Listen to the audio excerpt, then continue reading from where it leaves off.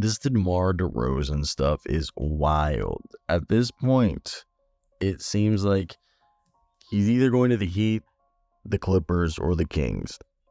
I think the Kings is the most realistic. Allegedly, it's a 3-team trade if it's the Kings as of right now, with the Spurs being that third team, according to Mark Stein. So my assumption is probably the Spurs take on either Harrison Barnes or Kevin Huerter as a salary dump, because the Bulls have said they're prioritizing youth and they don't want to take on, an older guy. So I'd have to assume Harrison Barnes goes to the Spurs, and then Kevin Huerter, who's still young and can be useful, would stay. Then you go ahead and you get yourself in this situation. I don't know what the picks are. Everyone's like, oh, you're not trading DeMar DeRozan for anything less than a first. Guys, look at all the sign-in trades that have happened this offseason. They've all been second-round picks. There hasn't been a first. So this is DeMar's choice. He has all their leverage. The deal being a sign-in trade is just so he can go to teams that are capped. Now, if he gets sign-in trade, it's a 3-year deal. We heard earlier that he didn't want to take the mid-level exception and he wasn't going to take the pay cut. My thoughts is he's taking a 3-year, $105 million deal, basically $35 million annually, a little bit more. So $105 million over 3 years. I think the Kings make the most sense. We've already talked that framework.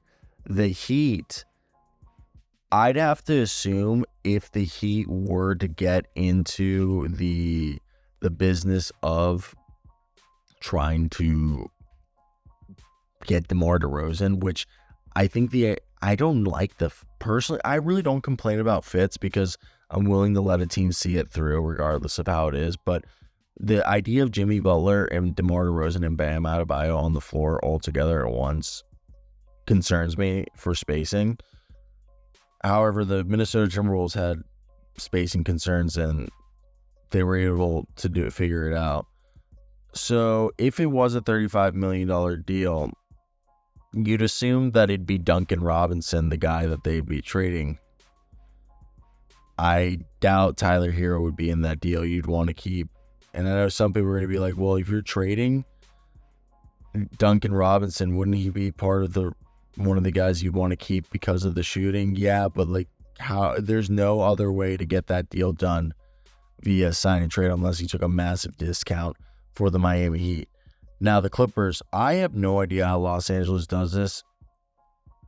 If it really is PJ Tucker and Russell Westbrook and DeMar DeRozan takes a pay cut, or again, they throw in guys like Amir Coffey, Bones Highland as salary filler, or it's a deal based around Norman Powell, PJ Tucker, and Russell Westbrook, or something along those lines. Again, if you, from a sign and trade rule perspective, you have to send half of what it is. So if it's $35 million, you'd have to send 17.5 at most. You can't send anything more if you're the team. So if the Clippers are getting 35, they can only getting DeMar on a $35 million annual deal.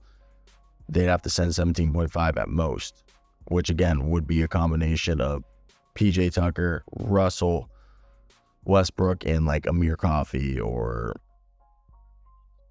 I guess you would, Amir Coffey is the only one I would really trade. This is hard. It's hard. You could do a Terrence Mann, Russell Westbrook. It's so iffy. I think right here, guys, the Kings are the ones that really could offer the most assets. So that's my sense on that.